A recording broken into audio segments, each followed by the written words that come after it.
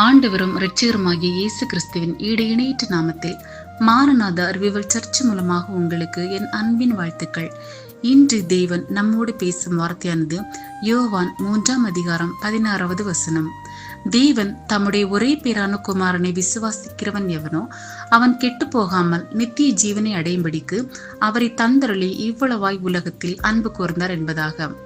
ஒரு சபையின் ஆராதனையில் போதகர் ஆராதனையை முடித்துவிட்டு அன்று பேச வந்திருந்த விசேஷித்த போதகரை குறித்து அறிமுகம் செய்துவிட்டு போய் உட்கார்ந்தார். அந்த வயதான போதகரும் ஒரு உதாரணத்தின் மூலம் செய்தியை சொல்ல ஆரம்பித்தார்.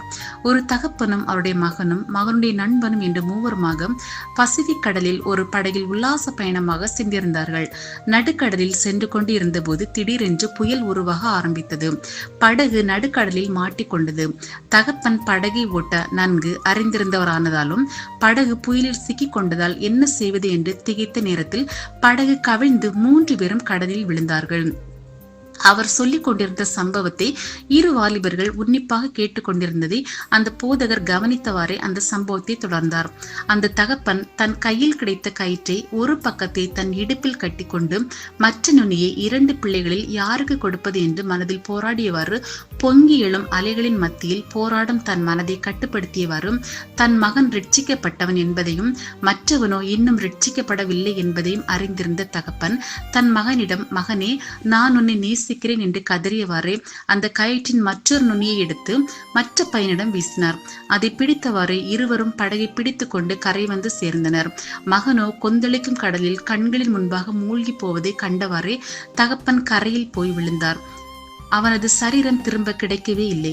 இதை சொல்லிவிட்டு போதகர் சற்று நிறுத்திய போதும் அந்த 2 வாலிபர்களும் அவர் என்ன சொல்ல போகிறார் என்று ஆவலோடு அவர் முகத்தை பார்த்து கொண்டிருந்தார்கள். போதகர் தொடர்ந்தார்.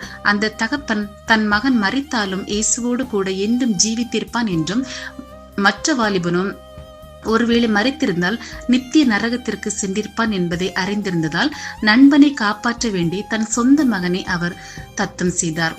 நம் பரம தகப்பனும் தம்முடைய ஒரே பேரான குமாரனை நாம் ரட்சிப்படைய வேண்டி அவரை தந்தருளி இவ்வளவாய் உலகத்தில் அன்பு கூர்ந்தாரே.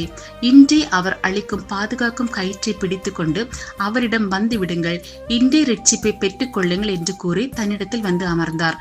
அவருக்கு பின் போதகர் வந்து சபையை முடித்த போதும் அந்த 2 வாலிபர்களும் அந்த வயதான போதகரின் முன் வந்து, நீர் எங்களுக்கு சொன்ன கதை அற்புதமாக இருந்தது. நீங்கள் சொன்ன மாதிரி எந்த தகப்பன் தன் சொந்த மகனை விட்டு மற்றவனை காப்பாற்ற முடியும் என்று கேட்டார்கள்.